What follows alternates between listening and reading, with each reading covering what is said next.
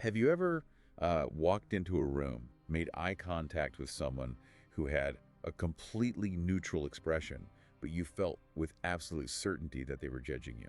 Right, or maybe you get a text message that's objectively just scheduling a meeting, but you sense this deep hostility in it. Yeah, exactly. And we usually write that off as just being anxious, you know? Or maybe just misreading the room, like it's a temporary glitch in our perception. Right, we think, "Oh, I just need another coffee," or "I'm just stressed." But what if that feeling isn't a glitch at all? According to a dense, incredibly fascinating psychoanalytic text we're diving into today, that judgment you're sensing isn't coming from them. It's coming from you. Exactly. The book is called The Hidden Thread Between You and Everyone Else, and it explores this really unsettling Freudian concept. The idea that the people around you are often just functioning as blank screens. Blank screens that we are constantly projecting our own, well, unlived, repressed emotions onto.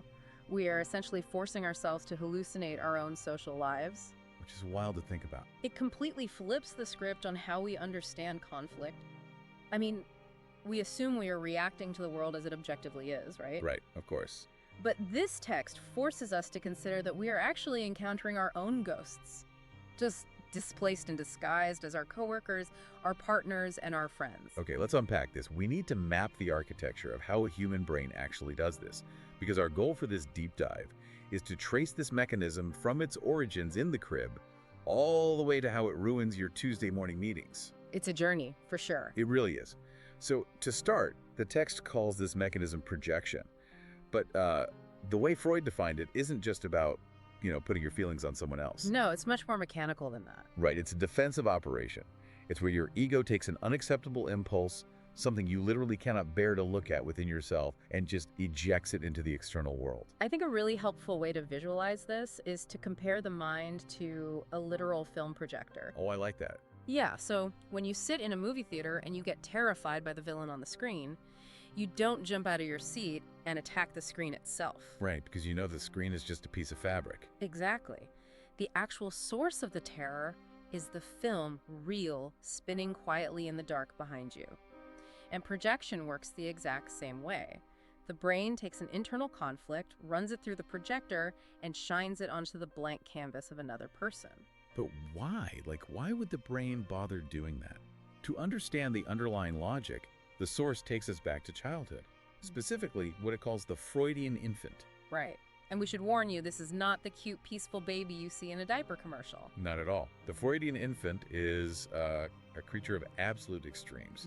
The text actually describes it as a cauldron of undifferentiated drives. A cauldron.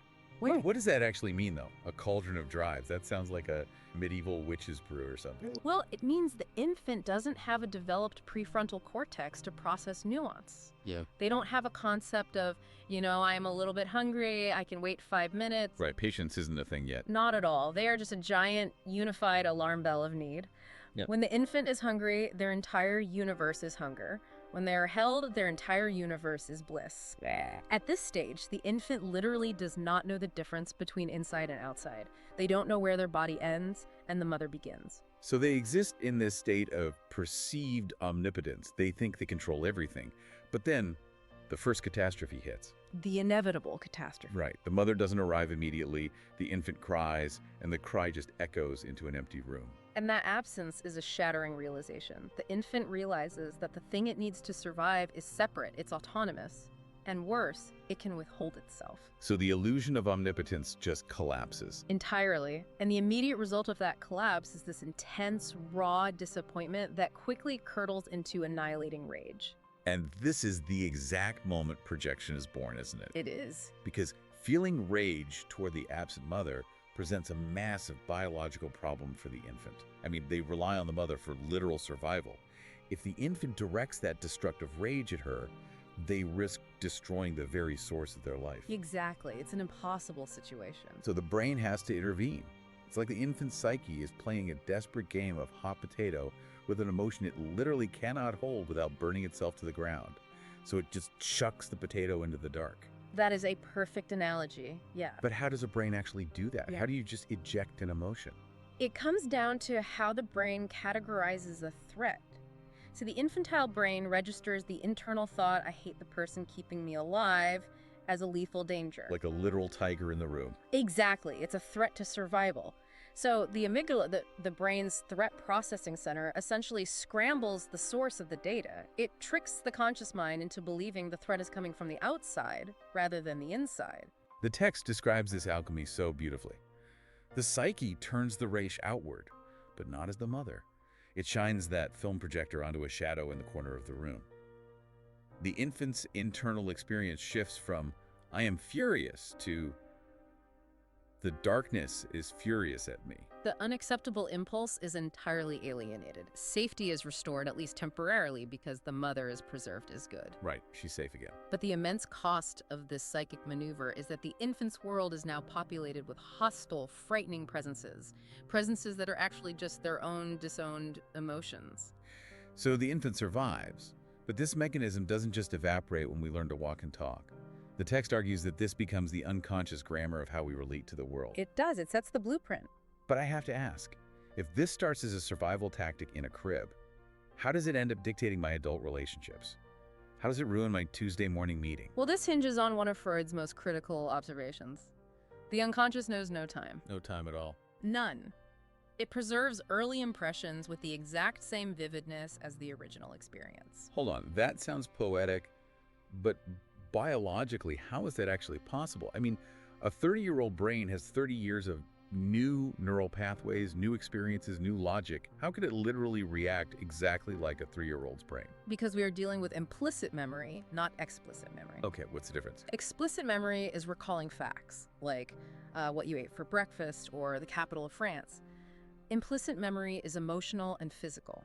Okay. The neural pathways laid down during early critical periods of development, especially those related to threat and attachment, they become deeply myelinated. They act like superhighways in the brain. So they're incredibly fast. Incredibly fast. So when an adult encounters a situation that even faintly resembles an early childhood threat, the brain bypasses the logical prefrontal cortex completely. It routes the signal straight down that ancient superhighway. Which means we are actively recruiting people in our present lives to play roles in a script that was written before we even had words. The source calls this transference. It's the idea that we force living, breathing people to step onto our internal stage and perform parts they never auditioned for. And we see this play out constantly in professional environments. Think of a boss who seems completely tyrannical to you. You feel small, defensive, and constantly criticized around them. Yeah, we've all had that boss. Right. But the text suggests you might not just be reacting to their management style. You might be projecting the shadow of an authoritarian parent onto them. Wow. Or consider a friend whose recent promotion triggers a massive, inexplicable wave of envy in you. That friend is no longer just your friend. Your brain has dressed them in the mask of a sibling who you felt stole your space in the family. Wait, so if I'm just constantly casting my coworkers and friends in this ancient childhood drama, aren't I basically hallucinating my social life? In a sense, yes. You are interacting with your own projections. That is so bleak. The text digs even deeper into this too by exploring what Freud called the Oedipal stage, which happens around 3 to 5 years old. Right, a very crucial developmental window. It details the scenario of a young boy who intensely desires his mother's exclusive love and attention. And naturally, the dark shadow of that desire is the aggressive wish to remove the father who stands in his way. Yes. But, just like the infant in the crib, this aggressive wish toward the father is catastrophic for the child to hold. Because harboring that aggression risks everything. It risks the wrath of the father, the loss of parental love, and the collapse of the child's entire safety structure. The ego simply cannot tolerate the anxiety of that wish. So the boy's psyche performs that same surgical scrambling of the data we talked about earlier. He doesn't consciously think, I want to destroy my father, he projects it. His lived experience becomes, my father wants to destroy me. Exactly, the projector flips it around. And the text points out the real tragedy here. This inverted projected aggression fossilizes into a permanent lens. That boy grows into an adult man who lives in a world populated by threatening older male figures. Bosses, mentors, police officers. He sees all of them through the distorted lens of his own disowned childhood aggression. He perceives the world as a naturally hostile place, completely unaware that he is the one supplying the hostility. If you're listening to this, you're probably scanning your recent arguments, wondering if you were the one projecting. It's a natural reaction to hearing this. But the text notes a devastating catch-22 here. If you are projecting, Your brain is actively hiding that fact from you. It feels incredibly real. It has to feel real, or the defense wouldn't work. Exactly. Here's where it gets really interesting, though. Projection isn't just an internal illusion. The central paradox the text explores is that projection is interactive. It actually generates the evidence of its own truth. This is such a crucial point. It's not an isolated hallucination. You don't just privately imagine that someone is playing a role. You unconsciously act in ways that force them to step into it. The source gives an incredible example of this. It describes a woman who projects her own deep-seated self-loathing onto her partner. She cannot tolerate her own internal critic, so she externalizes it. She becomes convinced with absolute certainty that her partner is judging her and finding her inadequate. And if we look at the mechanics of her behavior, how does she react to that perceived judgment? She preemptively defends herself. Makes sense. She might use subtle contempt or coldness in her tone. She withdraws physical affection because she assumes she's being rejected. She acts perpetually defensive, which, frankly, makes her difficult to be around. And the partner, who started out perfectly neutral, senses all this hostility and distance. So naturally, he gets tired of the friction and starts to pull away to protect himself. Exact. And the exact moment he withdraws, the woman gets her confirmation. She points at his behavior and says, "See, he is cold. He is rejecting me. He is disappointed in me." The projection literally manufactured the reality it expected. That is terrifying. This mechanism is what Freud termed the repetition compulsion. It is the unconscious drive to reenact early traumas. But why? I mean, why would the brain want to repeat a trauma? That seems so counterproductive. It's an attempt at mastery. The ego hopes that by recreating the original wound with the totally new person, maybe this time the outcome will be different. Oh, I see. Maybe this time we can force the unavailable parent, now disguised as a romantic partner, to finally stay and love us. But it never works, does it? No, it never works. It just digs a deeper groove of suffering. The person starts to believe they are cursed, saying things like, "I always attract critical partners." They treat it as external fate. They don't realize it's the architecture of their own psyche building the same house over and over. And building that house takes a massive physical toll. The source devotes a lot of time to the bodily signature of projection, because the body remembers what the conscious mind has disowned. Projection doesn't just arrive as a fleeting thought. It arrives as an intense physiological sensation. The somatic symptoms are profound. When we talk about repressing an emotion, we aren't just talking about forgetting it. We are talking about a continuous, active biological suppression. It takes work. A lot of work. It requires constant sympathetic nervous system activation. The text describes a man who projects his own disowned dependency onto his wife. He simply can't tolerate his own infantile wish to be held and cared for. Maybe it deeply threatens his sense of autonomy or his internalized ideas of masculinity. Right. Society has a lot to say about that. Yeah, so his brain expels it. In his mind, she becomes the needy, dependent one, and he gets to be the strong, independent one. But look at his physical state. He feels constantly suffocated. He suffers from chronic tension, headaches, insomnia, and just pervasive exhaustion. The revelation here is that it's not his wife's perceived neediness that is exhausting him. It is the intense, constant internal labor of suppressing his own vulnerability. The psychic energy required to keep that wall up is literally draining his cortisol reserves dry. It's exhausting just thinking about it. It's like carrying a massively heavy stone around because you think it's keeping you balanced, completely unaware that you carved the stone yourself, and putting it down wouldn't make you fall, it would set you free. That's a great way to put it. And that biological exhaustion leads us to a really critical question. Right. If carrying this stone is literally giving this man insomnia and headaches, if it's ruining his marriage, why doesn't his brain just stop doing it? Yeah. What is physically stopping him from seeing reality and dropping the defense? This brings us to the concept of resistance. The text calls resistance the ego's loyal guardian. You have to remember, the ego prefers familiar suffering to unfamiliar freedom. Familiar suffering over unfamiliar freedom. Wow. When someone gently points out a projection to you, like a friend saying, "I don't actually think they're mad at you. I think you're carrying anger from somewhere else. What happens in your body?" Oh, you get defensive. Yeah. Viscerally, instantly defensive. Your heart rate spikes. Exactly, because dismantling that projection feels like psychic annihilation. The resistance acts like an immune response. It whispers to you, "Do not look inward." If you take this projection back, if you acknowledge that this rage or this neediness is yours, you will be left entirely alone with the unbearable feeling you expelled years ago. So the ego would much rather fight an external monster than face the internal chaos it has spent a lifetime containing. Precise. To explain how absolute this internal illusion is, the text draws a parallel to the way we experience dreams. It mentions Freud calling dreams the royal road to the unconscious. Because when you are asleep and having a nightmare, every single figure in that dream, the threatening stranger chasing you, the seductive character, the crying child, none of them are external entities. No, not at all. They're all fragmented, disowned pieces of the dreamer's own psyche interacting with each other. And the text argues that the exact same logic applies to our waking projections. Our waking dreams. Yes. The colleague who triggers intense anxiety in you is not authoring your anxiety. They're simply triggering a structure of anxiety that was already laid down in your mind decades ago. They are just a prop in your waking dream. So what does this all mean? How do we actually crack the matrix here? Because the test makes one thing painfully clear. You cannot argue someone out of a projection. You really can't. If you tell a partner, "I'm not mad at you," and they are currently projecting their own repressed anger onto you, your denial just sounds like a manipulative lie to them. Logical confrontation absolutely fails. It fails because it addresses the conscious mind, while the projection is running on an unconscious operating system.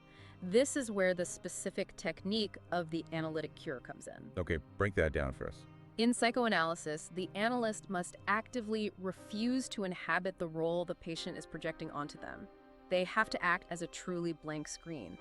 If the patient insists the analyst is judging them, the analyst doesn't get defensive and say, "I'm not judging you." Because that's engaging with the projection. Exactly. But they also don't accept the role and say, "Yes, I am." Instead, they ask a mechanism-focused question. They say, "What happens in you when you believe I am judging you?" By asking that, the analyst creates a gap. A gap. Yes. In that quiet space between rejection and acceptance, the projection loses its anchor.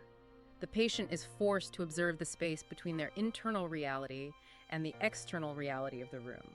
They catch a glimpse of the terrifying possibility that the judgment isn't coming from the analyst's gaze at all. It's coming from an internalized critical parent permanently lodged in their own mind. Exactly. But stepping into that gap isn't just an intellectual exercise. The text emphasizes that this process requires deep mourning. It's a grieving process, really. Yeah, to withdraw projection, you have to grieve. You have to grieve the fantasy that if only this external person would change, if only your partner was more attentive or your boss was more appreciative, you would finally feel whole. You have to mourn the childhood wish that a perfect person will arrive to perfectly heal your early wounds. You have to confront the stark reality that no external person can provide what you must generate internally. It is a profound loss. You are losing the external villain that gave your suffering a shape and a name. Which raises the ultimate question. Does the text imply we can ever be completely cured of projecting? Or is this just a permanent feature of having a human brain? The text is very clear that there is no cure that eliminates projection entirely. In fact, projection is a necessary prerequisite for early attachment. Wait, really? It's necessary? It is. It's the psychic space where love first takes root. We project our ideals onto our caretakers to bond with them. It is a prominent fixture of our subjectivity. The goal of analysis is not to eradicate projection, but to achieve what we might call meta-awareness. Holding our certainty lightly. Yes. Developing what Freud termed evenly suspended attention. It's the capacity to notice the internal tension, to be able to say to yourself, I feel absolute certainty that this person is judging me right now, but I also know that my father's judgment lives deeply inside me. What if this feeling in my chest is a memory rather than a perception? Wow. It is the freedom to observe the projection happening without being entirely captured by it. To sum up this incredible journey we've been on today, projection isn't a flaw in your eyesight. It's a psychic fortress. We've seen how it starts as a desperate survival mechanism in the crib, protecting us from our own annihilating rage. We've traced how those neural pathways fossilize into scripts that we force our partners and coworkers to read aloud. And we've looked at the sheer biological exhaustion of maintaining that illusion. Healing begins in that terrifying, but ultimately liberating space where we stop demanding that the people in our lives be functions of our own psychic economy. It happens when we allow others to be unknowable mysteries, rather than just mirrors reflecting our own repressed baggage back at us. The author leaves us with a devastating question that I want you, the listener, to take into your own life. The next time you are in a conflict, the next time you feel absolutely certain you know exactly who another person truly is, ask yourself, what if what I see in them is not them at all, but the part of myself I have refused to face? It is a question that disrupts everything you think you know about your relationships, but it is the first mandatory step toward a genuine encounter with another human being. I want to leave you with one final thought, something that isn't explicitly in the text, but builds right on top of its logic. We've spent this whole deep dive talking about projecting our dark, repressed anger, our fears, and our dependencies onto others. But what about the light? That's a fascinating pivot. Consider the people you deeply idolize, the heroes you put on a pedestal, the mentors you think are infallible. What if the brilliance, the power, or the creativity you admire so deeply in them isn't actually theirs, but your own untapped potential that you're simply too afraid to claim for yourself? That is a challenging and beautiful way to reframe the entire mechanism. The next time you walk into a room and see that neutral face, remember, the shadow on the wall is yours. You just have to be brave enough to trace it back to the projector. Thanks for joining us on this deep dive.